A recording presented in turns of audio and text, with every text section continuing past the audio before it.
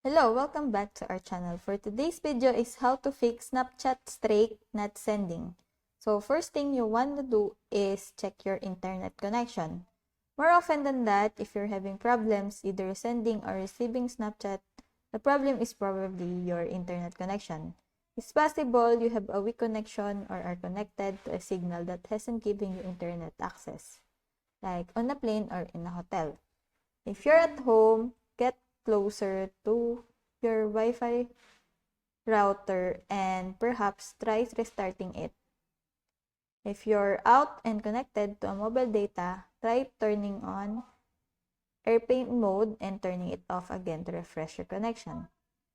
You can also go to settings and check your Wi-Fi connection and your data, mobile data, where you are connected. You might also want to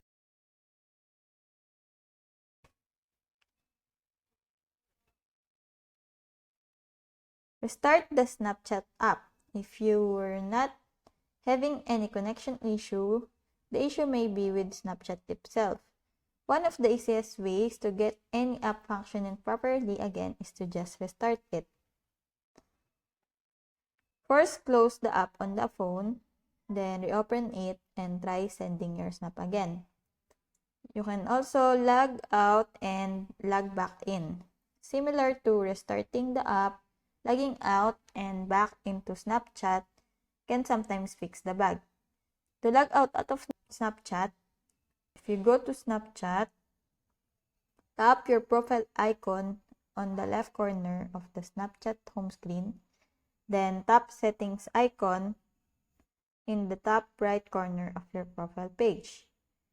Then, in settings menu, scroll down at the bottom and then tap log out.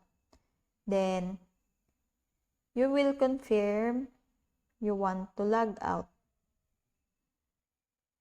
So after this, simply log back in the normal way and try send your Snapchat again.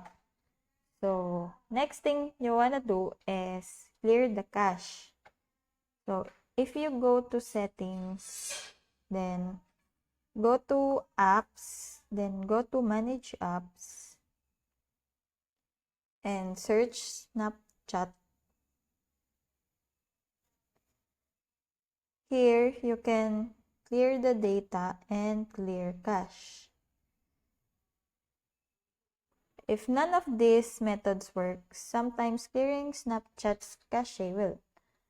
Don't worry, clearing your cache don't delete any of your data. You can also delete and reinstall Snapchat. Sometimes apps just have bugs in them that causes issues like this.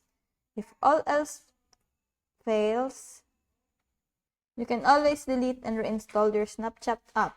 This will act as sort of factory reset for the app, which often helps it run smoothly again. If these steps also fails, it's more likely an issue on Snapchat's end. Check down detector and ask your friends if they're having issues as well. So I hope that this video helps. If you have any questions or comments, can you leave it in the comment section below? And if not, don't forget to subscribe and like. Thanks!